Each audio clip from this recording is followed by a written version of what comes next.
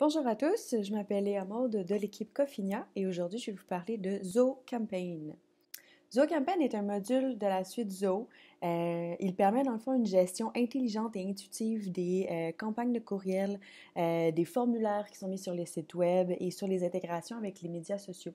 Donc cet outil-là permet vraiment d'aller optimiser le marketing sur une multitude de plateformes. Donc, dans cette capsule, on va vous montrer comment créer un compte. Je vais faire un survol du menu principal. On va discuter également de l'intégration entre Zoho Campaign et de Zoho CRM. Je vais vous montrer comment créer une campagne de base, faire la gestion des rapports, ainsi que faire l'authentification du domaine. Donc, pour débuter l'utilisation de Zoho Campaign, vous avez simplement à vous rendre sur le site web, donc zoho.com/campaign, inscrire votre adresse courriel, créer un mot de passe, indiquer le nom de votre compagnie et indiquer un numéro de téléphone, cocher que vous êtes d'accord avec les conditions d'utilisation et faire une inscription gratuite. Vous allez pouvoir gérer de façon ultérieure les types d'abonnements que vous allez vouloir avoir. Une fois votre inscription faite, voici votre page d'accueil. Pour le moment, tout est à créer dans cet utilisateur-là, donc on va le faire ensemble. Mais habituellement, vous avez un tableau de bord qui vous indique la performance de vos différentes campagnes. À gauche, vous trouvez donc le tableau de bord, ce qu'on trouve ici, donc on va configurer.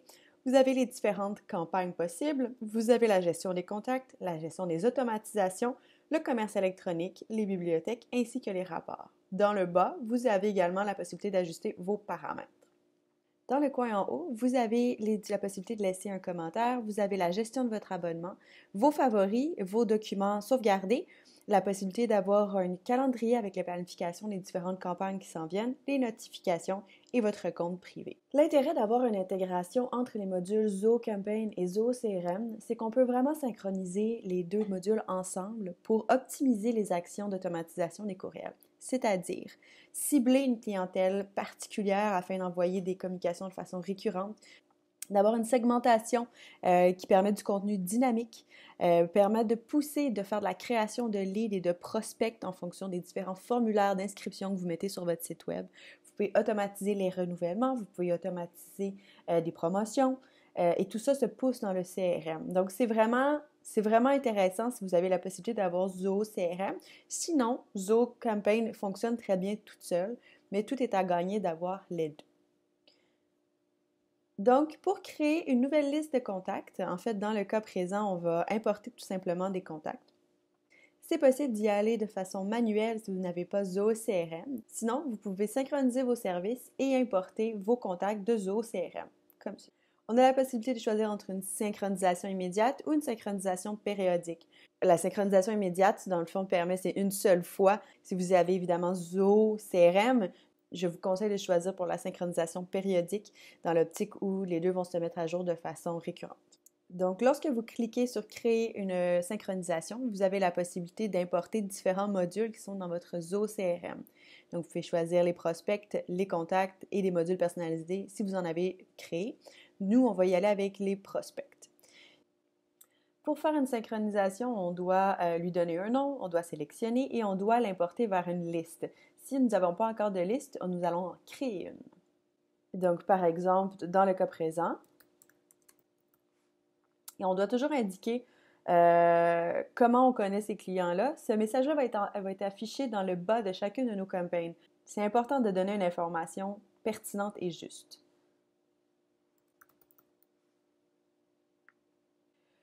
Ici, vous avez la possibilité, si quelqu'un désire, de se désabonner. Donc, il va être retiré de la liste tout simplement. Et pour des prospects qui sont convertis, donc qui deviennent des clients, on peut décider de les retirer de la liste ou de ne pas les exclure. Moi, de mon côté, je ne vais pas les exclure, je veux envoyer l'information à tous mes clients. Ensuite, on doit mapper les champs. Qu'est-ce qu'on veut dire par mapper les champs? C'est que dans Zoho CRM, on peut créer des champs personnalisés au niveau du nom, du prénom, du numéro de téléphone, du nom de la compagnie, de l'adresse. Donc, c'est de s'assurer que ces champs-là sont les mêmes dans Zoho Campaign d'un module à l'autre. Donc, par exemple, on peut mettre first name. Donc, dans CRM, first name va être avec prénom, tout simplement. Ajouter. On peut en ajouter comme on veut, puis on peut récupérer ceux qui sont déjà pré-personnalisés et les mettre à jour, tout simplement. Donc, initier. Ensuite, si vous n'avez pas la possibilité de synchroniser votre Zoho CRM avec votre Zoho Campaign, vous pouvez également ajouter des contacts manuellement ou encore importer des contacts sur des bases de données. Il y a la possibilité d'y aller avec Gmail, Exchange, différentes possibilités. Donc, ajouter des contacts manuellement, on peut y aller de façon multiple. On va y aller par exemple. On peut ajouter également d'autres informations si on veut. Voilà, donc le nombre total de nouveaux contacts rajoutés manuellement. Donc par la suite, si je veux ajouter d'autres contacts, je peux tout simplement cliquer ici ou encore toujours importer une liste, synchroniser ou encore des formulaires d'inscription. Donc quand je veux visionner la liste que je viens de créer, donc Démo Campaign, on a 23 nouveaux contacts et on peut les gérer manuellement ici. Évidemment, je n'ai toujours pas envoyé d'infolette, donc je n'ai pas de données à ce moment-ci. Ensuite, si je veux donc gérer mes listes, je peux créer une nouvelle liste, lui donner un nom. Idem pour la remarque qui va être dans le bas.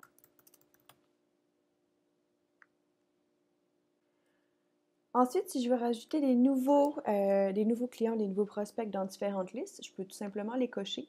Donc, en sélectionner quelques-uns dans une nouvelle liste. Cliquer ici, copier dans les listes et choisir, par exemple, la liste test que je vais tout simplement enregistrer. Et j'ai 5 nouveaux contacts ajoutés à cette liste-là. Donc, voilà comment on gère la création des contacts et des listes. Quand on crée une campagne, donc, première étape, on change le nom de la campagne. C'est vraiment une information qui est à l'interne. Donc, si vous avez une série, par exemple, client interne, client externe, ça vous permet de mieux organiser vos différentes campagnes. Donc, comme c'est ici. Donc, lui mettre un objet. L'objet, c'est ce qu'il va avoir en en-tête du courriel. En avant-tête, ça va être le petit texte qui est juste en dessous du titre de votre courriel que les gens vont voir dans leur boîte courriel. Ensuite, qui envoie la campagne? Donc, vous pouvez avoir différentes personnes qui envoient la campagne. Donc, nous, on va utiliser le user à Démo Cofinia. On pourrait ajouter une autre adresse d'expédition si vous voulez. Donc, simplement rentrer l'adresse ici. La personne va recevoir un courriel de confirmation. Tout simplement l'accepter et la personne va devenir un expéditeur officiel d'infolettre. Donc, on inscrit le nom de l'expéditeur. Ensuite, le reply adresse, en fait, c'est si quelqu'un fait un reply tout simplement à votre campagne.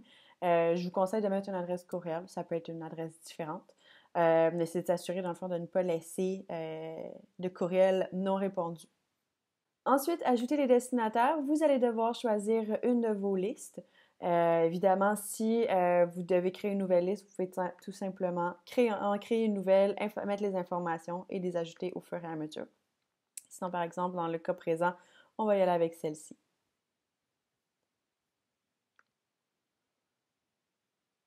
Donc, ensuite, on crée le contenu.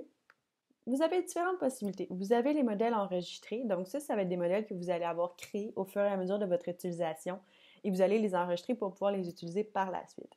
Les modèles prédéfinis, c'est des modèles qui sont déjà prêts à l'envoi. Vous n'avez qu'à ajuster votre contenu et l'envoyer.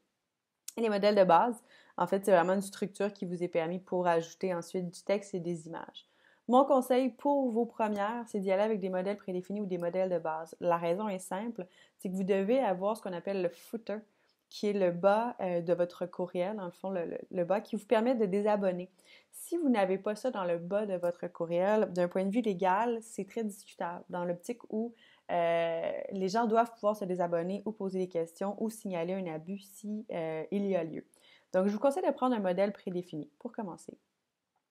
Vous avez différents types de modèles. Vraiment, on est dans la thématique COVID, comme vous voyez. Mais vous avez vraiment différents types de modèles, les plus colorés, des moins colorés. Allez-y avec votre image à vous, votre façon d'être à vous. Conseil, les infolettes là, super belles ou les campagnes super belles avec plein d'animations et compagnie sont parfois celles qui convertissent le moins. C'est-à-dire qu'elles sont moins personnalisées, elles semblent plus léchées, donc plus dans de la vente qu'un type d'information. Donc, personnellement, j'opte généralement pour quelque chose de très simple. Donc, évidemment, je vous conseille de toujours rajouter votre logo. Dans le haut, mettre une image ou une photo ou quelque chose comme ça. Personnellement, tout dépendamment de l'objectif de mon envoi, je garde simplement le logo si c'est à titre d'information. Sur le menu à votre gauche, vous avez les différents éléments que vous pouvez ajouter. Donc, vous avez les éléments texte et les éléments images. Texte et images, si vous voulez emboîter votre image dans un texte. Mettre un bouton clic, créer des colonnes, ajouter plus d'espacement. Mettre des diviseurs, donc quand vous voulez marquer vraiment une distinction entre deux textes. Ou encore du texte encadré si vous voulez venir changer. Vous pouvez aller dans les modèles avancés, donc mettre des widgets, mettre du contenu dynamique, donc du contenu qui s'adapte en fonction des différents tags que vous allez avoir dans votre infolette. Donc, par exemple, si vous avez du contenu qui est dirigé beaucoup plus vers des PME, d'autres vers plus des grandes entreprises, bien, le contenu va être adapté si vous avez les bons tags sur les bons clients. Vous pouvez également créer un sondage si jamais vous voulez avoir une enquête qualité ou satisfaction. Insérer des vidéos également. Donc, par exemple, pour ajouter une image, vous pouvez simplement cliquer sur Image. On va vous demander si vous en voulez une, deux ou trois. Vous la prenez tout simplement et vous la glissez à l'endroit où vous voulez la voir. Donc, par exemple, je vais mettre ici. Et là, pour mettre une image, vous changez. Donc, vous pouvez simplement uploader une image de votre banque d'images à vous. Donc, par exemple, moi, je pourrais y aller avec le logo Cofinia. Donc, par exemple, celui-ci. Le sélectionner et mettre tout simplement logo. Et voilà, le logo de Cofinia y est. J'ai également la possibilité d'ajouter une image qui est beaucoup plus sur un thème donné. Donc, par exemple, si je veux une image qui représente le printemps ou l'été qui s'en vient, j'ai la possibilité d'avoir accès à la banque d'images qui s'appelle Unsplash. Dans Changer, vous avez ici Unsplash. Unsplash, en fait, c'est une banque d'images qui est libre de droit. Que vous pouvez utiliser, que vous pouvez donner le crédit au photographe ou non. Ce n'est pas un essentiel. Et vous avez vraiment des images de photographes qui ont discarté ces images-là tout simplement. Vous pouvez les utiliser. Donc, par exemple, je vous conseille d'utiliser les mots en anglais. Généralement, c'est plus efficace pour faire des recherches.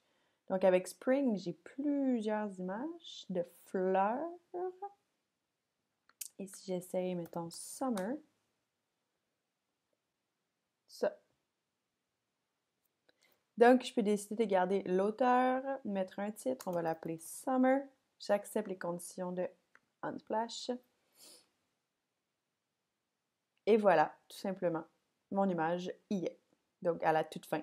Je peux également décider d'ajuster mon image, de la réduire. Je peux décider de la mettre au centre, je peux décider de la mettre à droite. On peut également la rendre cliquable. Plusieurs possibilités à ce niveau-là. Donc, si par exemple, je veux amener le logo de Cofinia en haut, je peux tout simplement le prendre et l'amener en haut. Ensuite, enlever logo en cliquant sur la petite poubelle. Et je vais avoir le logo de Cofinia comme ça en dessous. Si je désire ramener mon image d'été, je peux simplement cliquer, je l'amène. Je vais la déposer ici. Je vais enlever cette image que je ne veux pas. Et celle-ci, je vais la mettre donc plus grande. Voilà, comme ça, on est égal. Ensuite, au niveau du texte. Donc, pour le texte, vous avez différents types de titres. On pourrait dire un titre principal, un sous-titre et le texte régulier. Donc, dans chaque boîte de texte, vous avez donc la possibilité de choisir la typographie que vous voulez, la grandeur, si vous la voulez en gras, en italique, en surligné, choisir la couleur également. Si vous voulez mettre des tags, c'est là ici que ça se passe, des hyperliens, juste ici. Si vous cliquez la flèche, vous pouvez également avoir des bullet points si possible. Ensuite, si vous voulez rajouter un bouton, donc quand on dit un bouton, c'est pour pouvoir cliquer. Donc, de faire un action call en bon français, cliquez sur le bouton. Moi, je vais y aller avec l'ovale. Je vais donc prendre le bouton. Je vais l'amener ici. Donc là, dans mon bouton, je peux choisir, par exemple, « Écrivez-nous ». Donc, c'est ce qui va être inscrit sur mon bouton ici. Le lien que ça va nous mener. Donc, par exemple, on peut mettre une adresse courriel, mettre un numéro de téléphone, mettre une adresse web. Moi, je vais mettre une adresse courriel. Dans le petit coup, je leur dis « Inscrivez-nous ». Et le sujet, c'est-à-dire quand les gens vont cliquer, est-ce que ça va mettre un objet de façon automatique? Les informations ici sont les bonnes. Cependant, au visuel, c'est pas super. Donc, ce qu'on va faire, c'est qu'on va aller jouer avec le modèle. Donc, premièrement, on va aller chercher une couleur qui punch et qui attire le regard. On va changer également le texte pour vraiment avoir un punch. Écrivez-nous.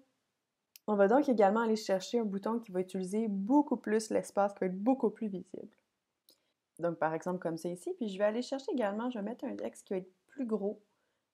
Donc, vraiment un bouton qui nous parle, qui nous appelle. On peut y aller également avec une couleur différente. On peut le mettre en rouge. Les boutons ont tendance à être en rouge. Ça dépend vraiment de vous. Donc, ensuite, quand on voit qu'il n'y a pas beaucoup d'espace là, entre nos différents éléments, comme ici, on est vraiment très serré, on peut rajouter les espacements. Donc, choisir un espacement, par exemple, on va y aller avec le 20. On va le mettre ici. Et là, tout simplement, choisir, dans le fond, placer son curseur et déterminer à quel espacement on veut. On va y aller comme ça ici. Et voilà. Donc, il y a énormément de possibilités à travailler, à jouer avec cette infolette-là. Évidemment, je vous conseille de toujours garder ce qu'on appelle le footer pour que les gens puissent se désinscrire facilement. Rajouter votre signature dans le bas et compagnie. Ensuite, aperçu et test. Un élément très important, vous avez la vue sur un ordinateur de façon à dire régulière, donc quelqu'un qui reçoit ce courriel-là dans sa boîte courriel et qui le regarde de son ordinateur, ça va ressembler à ça. Donc, est-ce que vous êtes satisfait de la manière dont l'information se présente? Ensuite, je vous rappelle que la plupart des gens regardent leur courriel sur leur téléphone cellulaire. Donc, c'est important de voir une vision, ce qu'on appelle desktop, donc ordinateur, mais également de voir la version cellulaire, version mobile, pour vous assurer que le contenu, de la manière qu'il est positionné, c'est fait de façon intéressante. Ensuite, vous pouvez envoyer un message test. Donc, de tester cette infolette-là avant de l'envoyer à tout le monde pour vous assurer que c'est bien le rendu que vous voulez avoir. Donc, je vais recevoir mon test dans ma boîte courriel et je vais pouvoir valider l'information. Donc, voici à quoi ressemble mon infolette que j'ai envoyée. Donc, comme c'est ici, je suis capable de voir le détail. Donc, ici, on voit qu'il y a quelque chose qui ne fonctionne pas. Donc, on pourrait aller investiguer ça ici. Donc, une fois que j'ai vu mon test, je peux revenir à mon infolette, modifier mon infolette. Donc, par exemple, enlever ça, la ramener plus basse. Et par exemple, refaire un autre aperçu et refaire un second test. La dernière étape avant de pouvoir envoyer votre infolettre ou votre campagne à tous vos clients, c'est de l'envoyer pour révision. L'envoyer pour révision, c'est-à-dire que ZoCampaign s'assure qu'il n'y a pas de contenu inapproprié dans votre infolette. Ça prend généralement entre 2 et 7 minutes. C'est vraiment rapide. Donc, on l'envoie par révision. Règle générale, il vous envoie un courriel pour vous confirmer que votre campagne est acceptée. Sinon, vous pouvez simplement faire actualiser au bout de 5 minutes. Donc, concernant les rapports, vous avez différents types de rapports. Vous en avez concernant les campagnes envoyées, les Google Analytics, ou encore des rapports basés sur plusieurs campagnes, sur des listes. Il y a plusieurs possibilités. Donc, par exemple, si je prends une campagne qu'on a envoyée via Cofinia concernant la subvention pour le PACME, voici ce à quoi ressemble un rapport de campagne. Donc, on a 146 emails envoyés, on a une ouverture de 101, donc 70%. Le taux de clic unique, donc toutes les informations ici. On peut savoir également à quel moment ils ont été ouverts. On peut voir également qu'on couvre généralement le Canada ainsi que les États-Unis. Ensuite, si je reviens à campagne. Donc, la campagne a été approuvée. Vous avez 3 possibilités pour envoyer votre campagne. La première est donc d'envoyer maintenant. Ensuite, planifier la campagne. Donc, planifier la campagne en fonction de fuseau horaire, d'une heure, d'une journée. Vous pouvez également planifier votre envoi en fonction des heures d'ouverture optimales de vos clients. Et ensuite, envoyer en lot. L'objectif derrière envoyer en lot, en fait, vous permet de mieux gérer l'afflux et le trafic sur votre site web si jamais vous faites un envoi massif. Donc, on peut sélectionner, par exemple, le temps d'ouverture optimal des destinataires, de dire que j'aimerais ça que ce soit fait, donc, lundi prochain, à partir de 8 heures. Donc, ma campagne va être envoyée à partir de lundi prochain, 8 heures sur 24 heures, afin de s'assurer qu'on ait un taux optimal d'ouverture en fonction de chacun de nos clients. Donc, notre dernier point aujourd'hui, c'est l'authentification du domaine. L'authentification du domaine, c'est un essentiel quand on envoie des courriels de masse dans l'optique où Si votre domaine n'est pas authentifié, les courriels que vous allez envoyer vont aller directement dans la boîte courriel de vos clients. Donc, c'est un coup d'épée dans l'eau, ça ne sert à rien. Vous pouvez voir si votre domaine l'est et authentifié en voyant dans le fond ici, idéalement, vous avez des petits crochets verts. Évidemment, c'est une démo, donc c'est normal que l'authentification ne soit pas faite. Cela étant dit, si vous avez un ou deux crochets, vous allez pouvoir faire configurer. Vous devez avoir quelqu'un qui est à l'aise avec le langage DNS afin de configurer le tout. C'est un peu plus technique, je ne vous montrerai pas comment le faire dans ce cadre-ci. Vous voyez dans le fond que ça prend un peu plus de connaissances en code, mais quelqu'un qui est moindrement à l'aise avec le DNS va pouvoir s'en occuper. Pour conclure, j'espère que cette capsule va vous avoir été utile, du moins pour faire les premières bases de vos premières campagnes. Si jamais vous avez des questions, des commentaires, vous voulez approfondir le sujet, on vous invite à nous écrire à info@cofinia.ca. Merci beaucoup et passez une belle journée!